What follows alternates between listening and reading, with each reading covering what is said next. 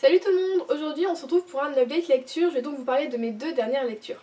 On commence donc avec Beautiful Redemption, qui est donc le tome 2 de la série Maddox Brothers de Jimmy Maguire aux éditions J'ai lu. Alors dans ce tome 2, on se retrouve avec Lys, si on dit bien comme ça, et Thomas qui est donc l'aîné des frères Maddox. On est totalement à l'opposé de ce qu'on a connu dans la série originale, donc Beautiful Disaster, et dans le tome 1. Là tout se passe à San Diego, donc il fait chaud, il fait beau, et comme à dire que ça commence en fanfare, voilà.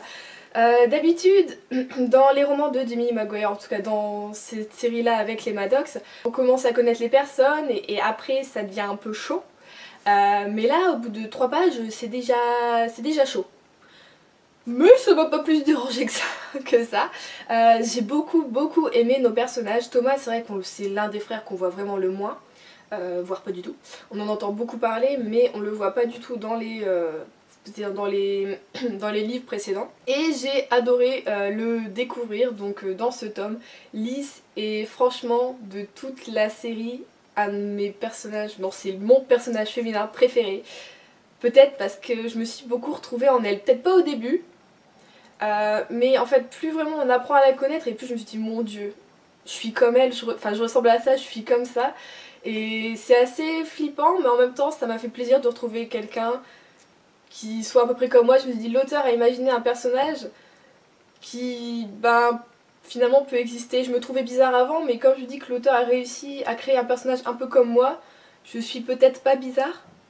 Et est-ce que cette réflexion là est bizarre? Donc Lys est une nouvelle arrivante à San Diego. Elle est originaire à la base de Chicago, donc la même ville que Thomas. Et donc elle est fraîchement arrivée de là-bas par une mutation. Elle a quitté son copain qui est resté là-bas. Mais en même temps ça faisait 7 ans de relation, ça n'allait plus, elle ne l'aimait plus. Donc voilà, elle a demandé sa mutation. Et c'est au FBI. Oui, donc en même temps c'est cool parce qu'on a un peu... On a quand même un peu d'action, on a de l'enquête. Elle est traductrice en fait, elle est interprète. On va avoir des situations plutôt cocasses entre nos deux personnages. J'ai franchement adoré les suivre, c'est mon tome préféré. Et j'ai été triste de les quitter vraiment, l'histoire est super et en plus on voit encore les autres frères. Enfin, ça... Jimmy Maguire a vraiment réussi à tenir encore le fil où ça se passe un peu en même temps que les autres tomes mais on a quand même un petit peu de suite. Je sais pas si c'est bien français ce que je viens de dire, si c'est assez clair, mais c'est vraiment une série qui tient le coup, qui tient le fil, et l'écriture est toujours aussi bonne, les personnages sont toujours aussi géniaux et on a envie de les suivre jusqu'au bout. Et j'ai hâte de lire le tome 3 en fait pour retrouver peut-être Lys et Thomas en fait par la suite, même si je pense pas qu'on les verra forcément trop. Mais j'espère quand même en fait les revoir. À la rigueur j'aurais aimé que le tome 3 soit encore sur eux. Faites une série que sur eux deux s'il vous plaît. Et voilà, c'est encore une très belle histoire et j'ai envie de le relire rien qu'en vous en parlant quoi. C'est rare, moi souvent les new adultes, j'ai pas forcément trop envie de les relire mais celui-ci je crois que ça va être un peu mon tome chouchou. Et peut-être que d'ici quelques mois, quelques semaines, et ce sera un coup de cœur à force d'y réfléchir, tout ça, ce sera peut-être un coup de cœur et franchement j'ai adoré. Lisez franchement cette série, bon faut commencer quand même par Beautiful Disaster. Mais après, lisez les Maddox Brothers, c'est pas une perte de temps et c'est génial de suivre encore toute cette petite, grande famille et de pouvoir voir comment se sont créés les couples et tout ça. Enfin voilà, c'est juste... Je vais le redire, hein, mais c'est juste génial et c'est super et j'adore Lys et voilà. En deuxième livre cette semaine, j'ai lu en fait sur une liseuse, donc un e-book, parce que je voulais tester la liseuse depuis pas mal de temps parce qu'avec le train, les livres, tout ça, le boulot, c'est pas évident en fait d'avoir toujours un livre dans son sac, même au boulot à chaque fois il faut soit tamponner le livre, enfin voilà, quand on travaille dans une librairie c'est pas forcément non plus évident. Et donc ma soeur a bien gentiment voulu me prêter sa liseuse et je dois dire que j'ai beaucoup aimé l'expérience. Et je pense donc m'en acheter une, même si elle avait pas le rétroéclairage, je pense m'en prendre une avec le rétroéclairage, parce que c'est quand même vachement bien pratique. Et elle m'a donc fait lire, parce que oui, j'ai suivi cette recommandation du coup, La Compagnie des livres de Pascal Roldelmas, si on dit bien comme ça. C'est un petit bouquin donc je ne savais absolument rien en le lisant, ma soeur m'a juste dit tu verras, tu fonces, tu le lis, il est rapide à lire et tu vas aimer, enfin voilà, c'est obligé. Et j'ai bien fait de suivre tes conseils parce que franchement j'ai adoré. Donc je vous retranscris quand même un peu l'histoire. Nous allons donc suivre deux enfances, donc celle de Annie et celle de Michel, qui sont totalement à l'opposé. Annie vit à Paris, donc son père est médecin, il est pédiatre, sa mère était infirmière. Mais quand son père a eu l'obtention de son diplôme de médecin, de médecine, elle a dû arrêter de travailler, puisqu'à cette époque-là, dans les années 60, c'était encore l'homme qui décidait pour la femme. Voilà. Et Michel, lui, vit en campagne. Ses parents sont donc fermiers. Il s'occupe également un peu de la ferme avec ses deux frères. Et il a aussi une petite sœur. Michel a une enfance très heureuse. Il lit beaucoup. Annie également lit beaucoup puisque son grand-père est libraire. Voilà, il tient une librairie qui s'appelle La Compagnie des Livres. C'est bien trouvé. Enfin bon.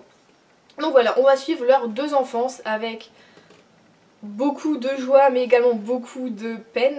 J'ai réussi à ne pas pleurer durant ma lecture, j'étais plutôt fière de moi, voilà, parce qu'il y a des événements très tristes qui se passent des deux côtés. J'ai adoré suivre, c'est la maman de Annie, qui est juste une battante. Elle fait partie de ces femmes qui ont réussi à justement se battre pour la cause féminine, mais tout en restant un peu dans l'ombre. On voit en fait par le biais quand même de ses pensées qu'elle aurait aimé faire plus quand même que ce qu'elle a fait, parce qu'elle avait quand même bizarrement une certaine peur de son mari, de ce qu'il allait dire, de comment il allait réagir. Et c'est vrai qu'on se met à la place de ces femmes dans ces années-là, et je me dis que franchement c'était des guerrières et que nous maintenant c'est pas qu'on est rien du tout, mais on n'est plus aussi battant qu'avant, j'ai l'impression. Et c'est vrai que ce livre fait vachement ouvrir les yeux. Et donc on va suivre voilà, la société des années 60 jusqu'aux années 80 environ, je crois. Donc vraiment de la petite enfance de Annie et Michel jusqu'à l'université.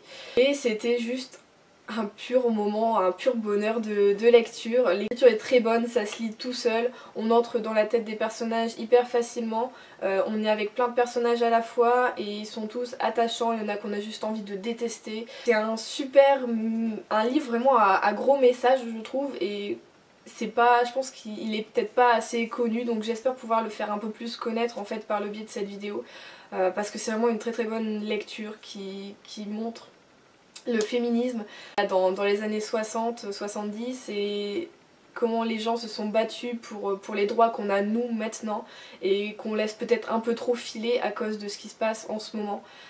Voilà, faut pas qu'on perde ces droits, faut pas qu'on revienne en arrière, et on connaît notre histoire. Et si on connaît notre histoire, c'est justement, si on la garde en mémoire, c'est pour pas refaire les mêmes erreurs. Donc voilà, je pense qu'actuellement c'est très important de pas refaire les mêmes erreurs, et ce livre, personnellement m'a vraiment ouvert les yeux, même si je n'étais pas totalement dans le flou, mais là ça redonne un coup de boost, un coup de pêche. Et je n'ai qu'une chose à vous dire, c'est lisez La Compagnie des Livres. Franchement c'est un très bon livre et je peux que vous le recommander sincèrement. Voilà, donc Pauline, je te remercie ma grande sœur de m'avoir fait découvrir ce bouquin. Je pensais pas, mais là quand je vous en parle, franchement c'est un coup de cœur. J'ai vraiment eu un gros coup de cœur pour ce livre, pour ses personnages, pour l'écriture, et j'espère découvrir peut-être d'autres livres de l'auteur. Faut que j'aille un peu fureter sur le net pour voir tout ça. Mais voilà, c'est une belle cause qui est défendue dans ce bouquin par une histoire qui est à la fois touchante et belle, voilà, on en tire de belles leçons. Donc voilà, c'est tout pour cette update lecture. Comme vous avez vu, j'ai eu deux très bonnes lectures très différentes l'une de l'autre. Ce que j'aime dans la lecture, c'est qu'on peut tomber sur des pépites dans des genres totalement différents, donc j'espère que ça vous aura donné envie. Dites-moi ce que vous avez lu et donnez-moi peut-être des conseils aussi sur les lectures dont je vous ai parlé, peut-être si ça vous fait penser à d'autres livres et que ça pourrait me plaire. Donc voilà, je vous fais de très gros bisous et je vous dis à la prochaine.